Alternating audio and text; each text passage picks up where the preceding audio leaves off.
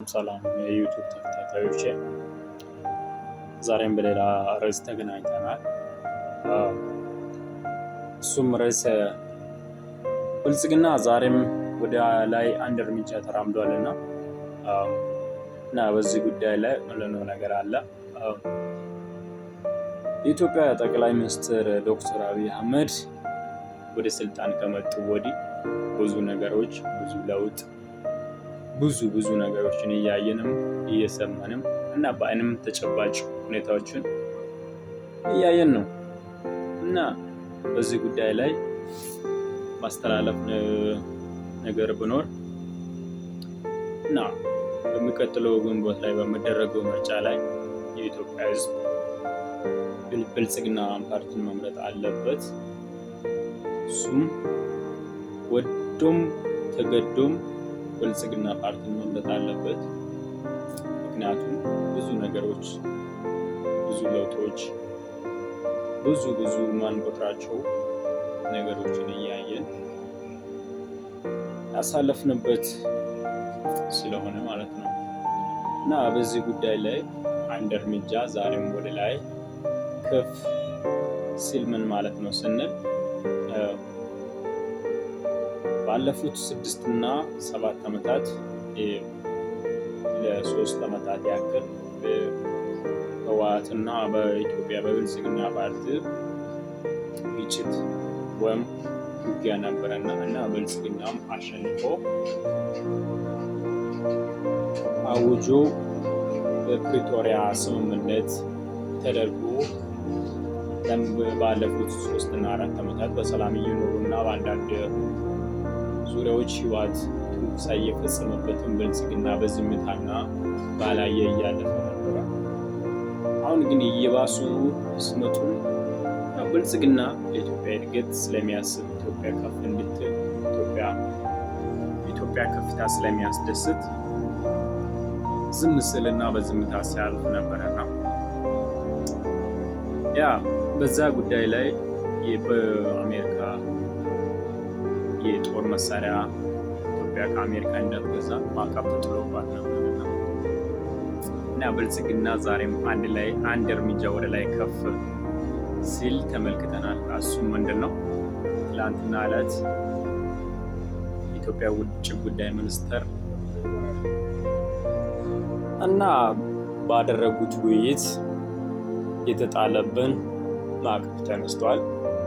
ኢትዮጵያ አሁን ከአሜሪካ የምትፈልገውን የጦር መሳሪያ መግዛት ትችላለች ማለት ነው።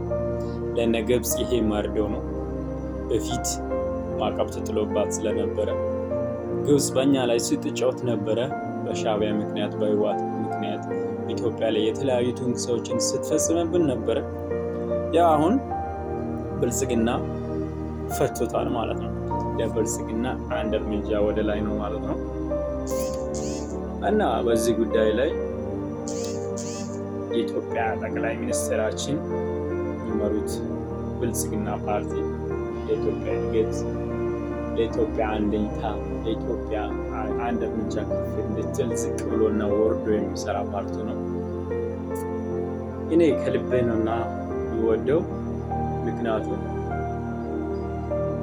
ኢትዮጵያ ከድህነት እንድትወጣ፣ የኢትዮጵያ ስም ከፍ ብላ እንድታይ ብዙ በአይን የምታዩ ነገሮችን ብዙ ነገሮችን እያየንም እየሰማንም ያለን ነገር ስለሆነ ማለት ነው እና ያም ሆነ ይህ ብልጽግና በዘንድሮ በሚደረገው 2018 ላይ በሚደረገው ምርጫ ላይ ያሸንፋል። እንደሚያሸንፍም እርግጠኛ ነኝ እና የኢትዮጵያ ሕዝብ ፕልስ መረዳት አለበት፣ ፕልስ ማወቅ አለብህ ለአንተ የትኛው እንደሚበጅ፣ የትኛው ፓርቲ እንደሚበጅ ሁላችንም የምናውቀው ነገር ነው። አይናችን የሚደበቅ ነገር አለ። ኢትዮጵያ እያንዳንዱ ሕዝብ ያውቃል። እናውቃለን እኮ በፊት ምን አይነት ጭቆና እንደነበረ ኢትዮጵያ ምን አይነት አንተ አሁን ኢትዮጵያ ጠቅላይ ሚኒስትር በየሄዱበት ሰው አደባባይ ወጥቶ እየተቀበለ፣ ሰው አደባባይ ወጥቶ እየሳቀ ይቀበላል። በፊት ግን እንደዛ አይነት ነገር የለም። መለስ ዜናዊ መጣ ከተባለ እኮ ትደበቃለህ እንጂ አደባባይ ወጥተህ መቀበል ምናምን የሚባል ነገር የለም። በፊትም ነበረ ነው እና እነሱ የእነሱን በኩል ብቻ ማሳመር የሚፈልጉት ማለት ነው። አሁን ለምሳሌ ህወሓት ቢይዝ ከትግራይ ከመቀሌ ውጭ ሌላ ክልል ዞር ብሎ ማየት መንግስት ነው ማውቃለሁ። ሲጀመር አይዝም ህወሓት። በነገራችን ላይ እውነት እናውራ ከተባለ እኮ ለ14 ዓመታት እና 13 ዓመታት አንድ ቦታ ላይ ቁጭ ብሎ የነበረው ኢንፍራስትራክቸር ከመጣ 6 ዓመት ላይ ጨርሶ ያስመረቀ ጀግና ብልጽግና ፓርቲ ዶክተር አብይ አህመድ ሌላ ማንም ማለት ነው። ስለዚህ ከዚህ በኋላ የተለያዩ በጣም ለኢትዮጵያ ለወጣቶች ስራ ፈጣሪ የሆነ ነገሮችን ይፈጥራሉ ብለን ኢትዮጵያ ላይ እኮ አንተ ሌላ በጠፋ እንደዚህ ነው ዩቱብ እንደዚህ እየሰራ እኮ ብር ማስቆጠር ትችላለህ። ያ ማለት እኮ አንድ ገቢ ነው ብታስብ። በጣም አይምሮ ነው እንሰርተው ዩቱብ ሰርተው ብር የምታስጎኛቸው ቦታዎች ብዙ ነው። እዛ ሄደህ ኢትዮጵያ ውስጥ በዩቱብ ብር መስራት ትችላለህ። ሌላም ትሆና ማለት ነው። ያ እንዲሆን ያደረገው አንዱ የብልጽግና ፓርቲ አጥና እንደዚህ አይነት ነገሮችን አጥንተህ ስታይ ለና ለወደፊት ብዙ ነገሮች ይመጣሉ። በብልጽግና ፓርቲ ይመራሉ። ካለበለዚያ መውደቂያችን ቅርብ ነው።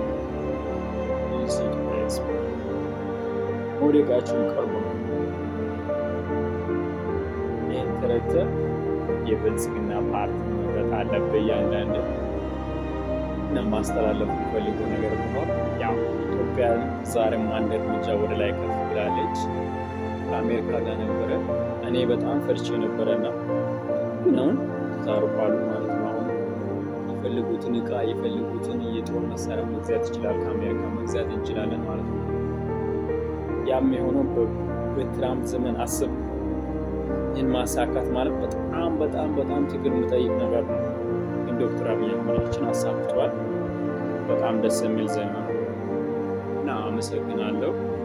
ለዛሬ ያስኩት መረጃ ይህን ይመስላል። በቀጣይ በሌላ ጊዜ በሌላ ዜና እስከምንገናኝ ቻናልን ሰብስክራይብ፣ ላይክ፣ ሼር ማድረጋችሁን እንዳይረሳ። አመሰግናለሁ። ቴንኪው። ሰላም